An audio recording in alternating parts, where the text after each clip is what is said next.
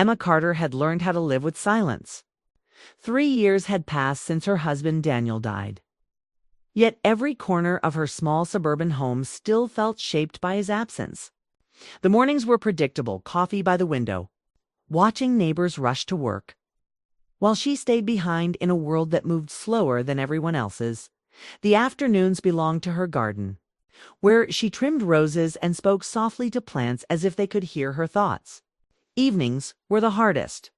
The quiet stretched long after sunset, filling the rooms with memories she never invited but could never escape.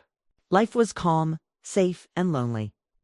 And Emma had convinced herself that this was enough. That Thursday evening began like any other. Rain tapped steadily against the windows, turning the sky gray and heavy. Emma stood in the kitchen preparing soup, the soft sound of a radio playing old songs in the background. She wasn't expecting visitors. Most people had slowly stopped dropping by after the first year of grief. Friends assumed she needed space, and eventually, space became permanent. When the knock came, she froze. It was gentle, almost uncertain, as if the person outside wasn't sure they should be there. Emma waited, thinking maybe she imagined it. Then it came again, clearer this time. She walked toward the door slowly, wiping her hands on a towel, her heart beating faster for reasons she didn't understand. Through the glass panel, she saw a man she didn't recognize. He stood politely on the porch, rain soaking his coat, his posture careful and respectful. Emma opened the door halfway. Yes. The man offered a small, nervous smile. Mrs. Carter. Yes. My name is Michael Bennett. I knew your husband. Daniel's name landed heavily in the air. Emma hadn't heard a stranger say it in years. For a moment, she simply stared, unsure whether to feel comforted or protective of her memories. Something in Michael's expression, sincere, slightly uneasy, convinced her he meant no harm. It's raining, she said quietly, stepping aside. You should come in. Michael thanked her and entered carefully, as though afraid of disturbing something sacred. His eyes moved around the living room, noticing framed photographs and familiar objects without staring too long. Emma sensed he understood this house still belonged partly to the past. She gestured toward a chair while she prepared tea. The simple act of hosting someone felt unfamiliar, almost strange. When she returned, Michael held a small leather journal in both hands. I believe this belongs to you, he said. Emma recognized it instantly. Daniel's journal.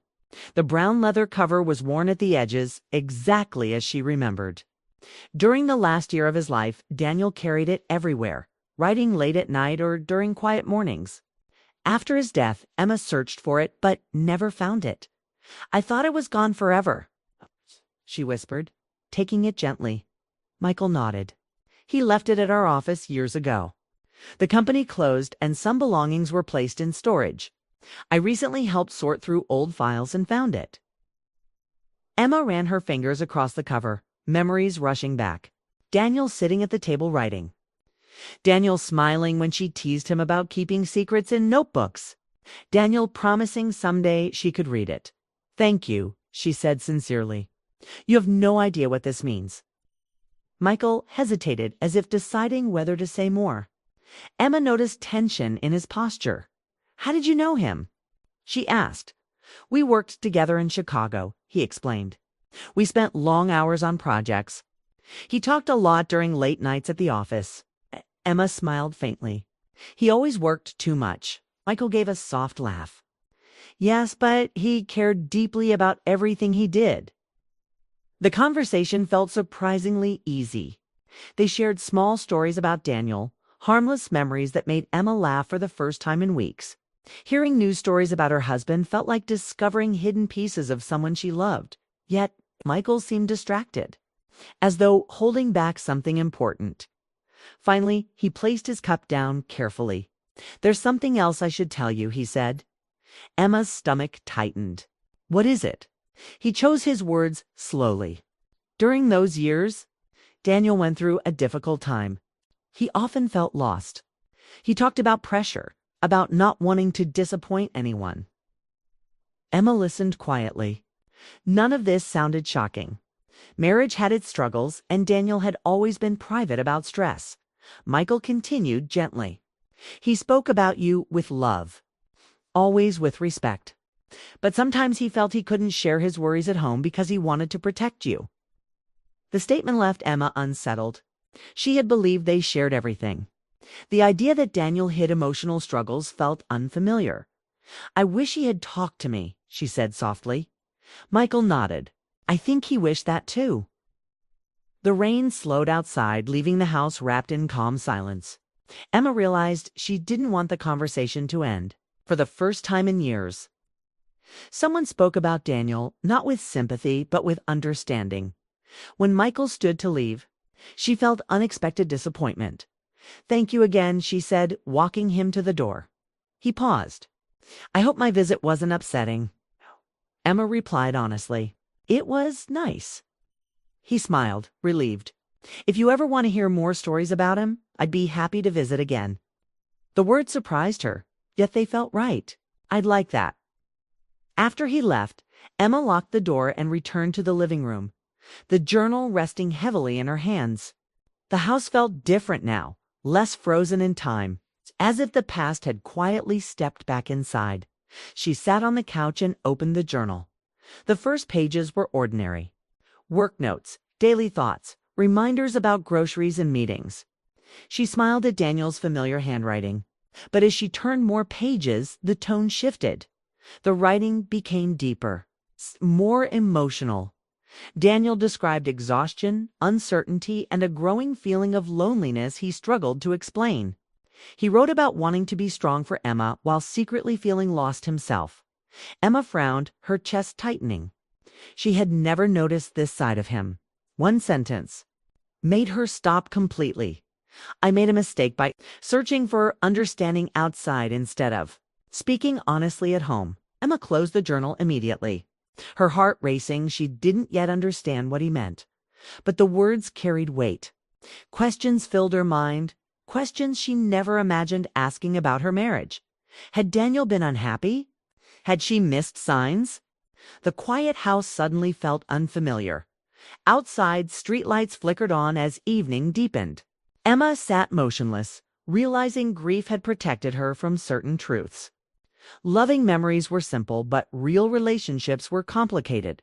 Across town, Michael Bennett sat alone in his parked car, staring at his phone. He wondered whether bringing the journal had been the right decision.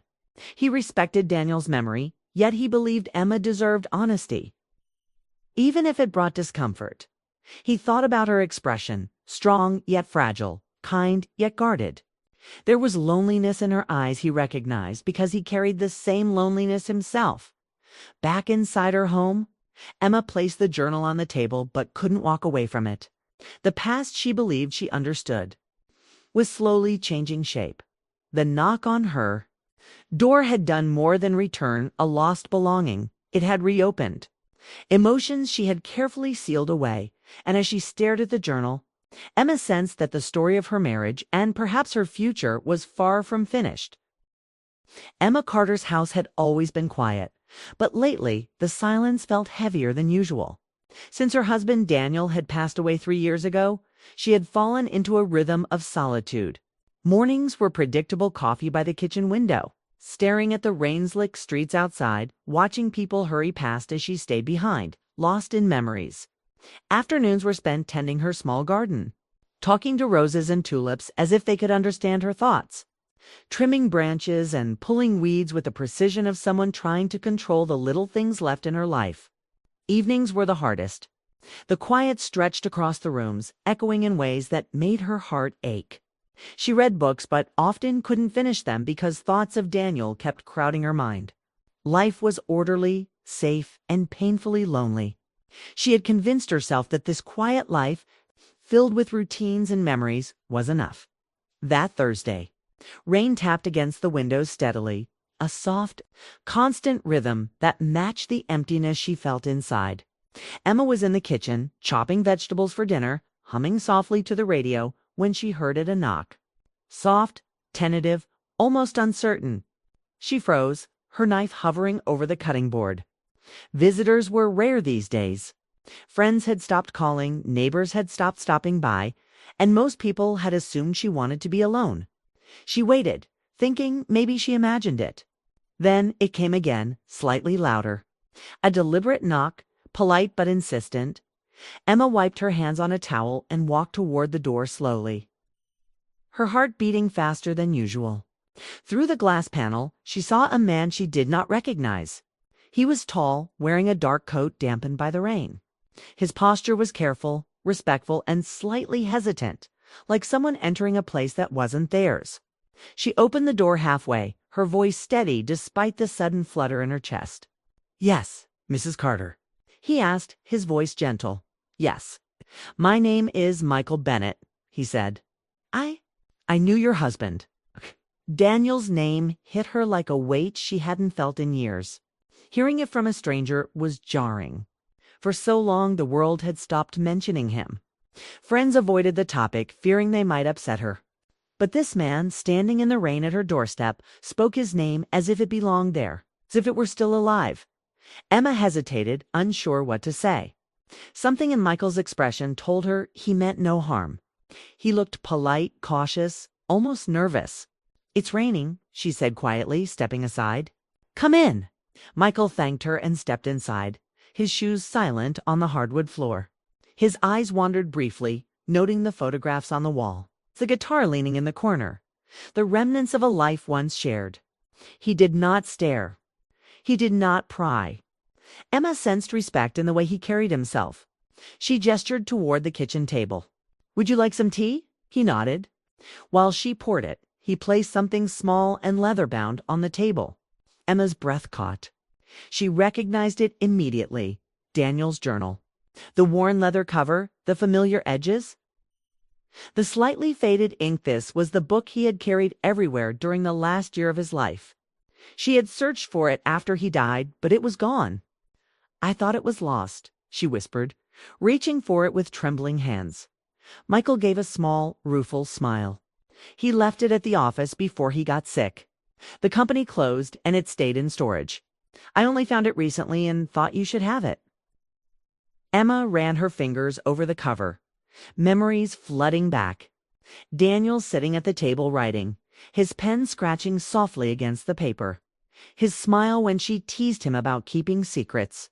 She had always loved this little ritual, and now it returned to her in a mix of joy and sorrow. "Thank you," she said. Her voice was quiet but full of meaning. "You have no idea how much this means to me." Michael hesitated, then spoke carefully. "I also wanted to tell you something about Daniel.